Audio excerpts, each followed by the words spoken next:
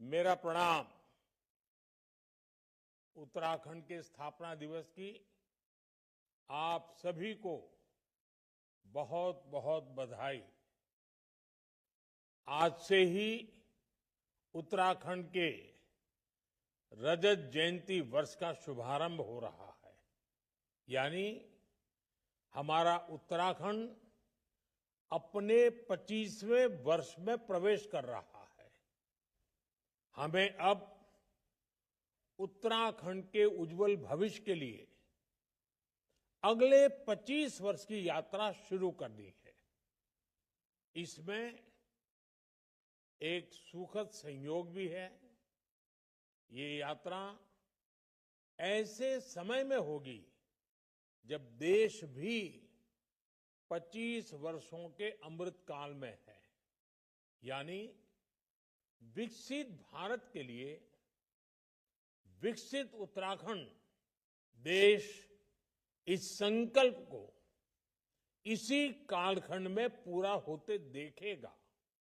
मुझे खुशी है कि उत्तराखंड के आप लोग आने वाले 25 वर्षों के संकल्पों के साथ पूरे राज्य में अलग अलग कार्यक्रम कर रहे हैं। इन कार्यक्रमों के जरिए उत्तराखंड के गौरव का प्रसार भी होगा और विकसित उत्तराखंड के लक्ष्य की भी हर प्रदेशवासी तक बात पहुंचेगी। मैं आप सभी को इस महत्वपूर्ण अवसर पर और ये महत्वपूर्ण संकल्प के लिए अपनी शुभकामनाएं देता हूं। अभी 2 दिन पहले ही प्रवासी उत्तराखंड सम्मेलन का भी सफल आयोजन हुआ है। मुझे विश्वास है हमारे प्रवासी उत्तराखंड वासी राज्य की विकास यात्रा में ऐसे ही बड़ी भूमिका निभाते रहेंगे।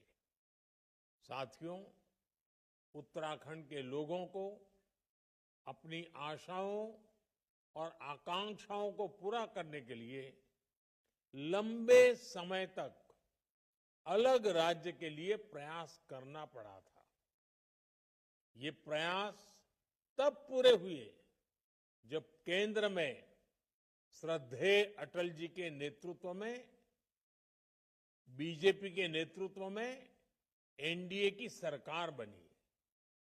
मुझे खुशी है कि जिस सपने के साथ उत्तराखंड का गठन हुआ था वो हम सब साकार होते देख रहे हैं। देवभूमि उत्तराखंड ने हम सभी को, भाजपा को हमेशा खूब सारा प्यार दिया है, अपनत्व दिया है। भाजपा भी देवभूमि की सेवा की भावना से उत्तराखंड के विकास में कोई कोर कसर बाकी नहीं छोड़ रही है। साथियों, कुछ दिन पहले ही केदारनाथ मंदिर के कपाट बंद हुए हैं। कुछ साल पहले बाबा केदार के दर्शन के बाद उनके चरणों में बैठकर मैंने बड़े विश्वास से कहा था कि ये दशक उत्तराखंड का दशक होगा। बीते वर्षों में उत्तराखंड ने मेरे इस विश्वास को सही साबित किया है। आज उत्तराखंड विकास के नए रिकॉर्ड बना रहा है, नए कीर्तिमान गढ़ रहा है। पिछले साल के सस्टेनेबल डेवलपमेंट गोल्स इंडेक्स में उत्तराखंड को पहला स्थान प्राप्त हुआ है। ईज ऑफ डूइंग बिजनेस में राज्य को अचीवर्स और स्टार्टअप रैंकिंग में लीडर्स की कैटेगरी में रखा गया है। पिछले 1.5-2 वर्षों में उत्तराखंड की राज्य विकास दर में 1.25 गुना से ज्यादा की बढ़ोतरी हुई है। इस साल जीएसटी कलेक्शन में भी 14% का उछाल आया है। 2014 में उत्तराखंड में प्रति व्यक्ति आय करीब 1.25 लाख रुपए सालाना थी, जो आज बढ़कर 2,60,000 रुपये हो चुकी है। 2014 में उत्तराखंड राज्य का सकल घरेलू उत्पाद यानी स्टेट की जीडीपी 1,50,000 करोड़ के आसपास थी। अब ये बढ़कर करीब करीब 3,50,000 करोड़ रुपए हो गई है। ये आंकड़े बताते हैं कि उत्तराखंड में कैसे युवाओं के लिए नए अवसर पैदा हो रहे हैं, कैसे यहां औद्योगिक तरक्की हो रही है। सरकार के प्रयास से उत्तराखंड के लोगों का, विशेषकर राज्य की हमारी माताओं, बहनों, बेटियों का जीवन भी आसान बन रहा है। उत्तराखंड में 2014 से पहले 5% से कम घरों में नल से जल आता था। आज ये बढ़कर करीब करीब 96% से ज्यादा अधिक हो चुका है। करीब करीब 100% की तरफ आगे बढ़ रहे हैं।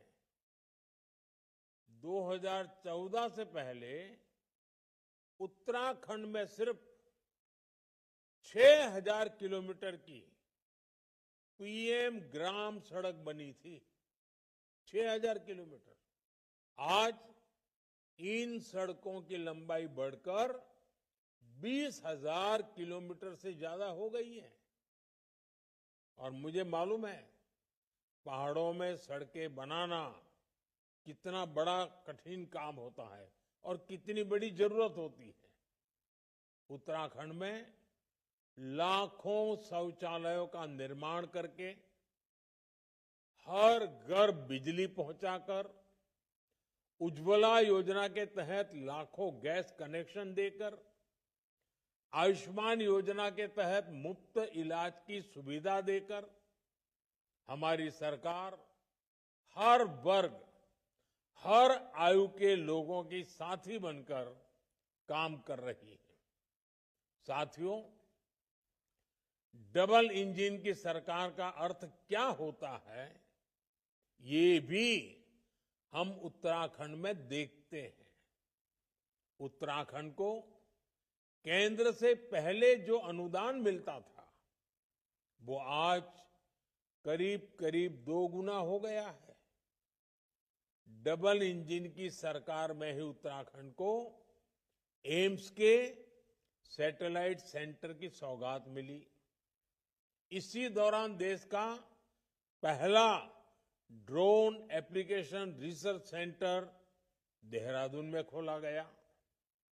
उधमसिंह नगर में स्मार्ट इंडस्ट्रियल टाउनशिप बनाने की योजना है। आज उत्तराखंड में केंद्र सरकार के 2 लाख करोड़ रुपए के प्रोजेक्ट्स चल रहे हैं। कनेक्टिविटी से जुड़े प्रोजेक्ट्स को तेज गति से पूरा किया जा रहा है। ऋषिकेश कर्णप्रयाग रेल परियोजना को 2026 तक पूरा करने की तैयारी है। उत्तराखंड के 11 स्टेशनों को अमृत स्टेशनों के रूप में विकसित किया जा रहा है। देहरादून दिल्ली एक्सप्रेसवे के पूरा होने के बाद दोनों शहरों की दूरी 2.5 घंटे में तय कर ली जाएगी। यानी एक तरह से उत्तराखंड में विकास का महायज्ञ चल रहा है, जो इस देवभूमि की गरिमा को भी बढ़ा रहा है। इससे पहाड़ों पर होने वाले पलायन पर भी रोक लगी है। साथियों, हमारी सरकार विकास के साथ विरासत को भी सहेजने में जुटी है। देवभूमि की संस्कृति के अनुरूप केदारनाथ धाम का भव्य और दिव्य पुनर्निर्माण किया जा रहा है। बद्रीनाथ धाम में विकास कार्य तेज गति से आगे बढ़ रहे हैं।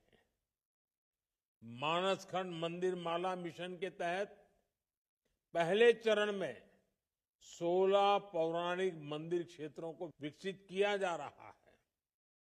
ऑल वेदर रोड से 4 धाम यात्रा को सुगम किया है। पर्वतमाला परियोजना के तहत यहां के धार्मिक और पर्यटन स्थलों को रोपवे से जोड़ा जा रहा है। मुझे याद है, जब मैं मणा गांव गया था, मैंने वहां बॉर्डर पर अपने भाई बहनों का अपार स्नेह देखा था। माणा गांव से ही वाइब्रेंट विलेज प्रोग्राम की शुरुआत की गई थी।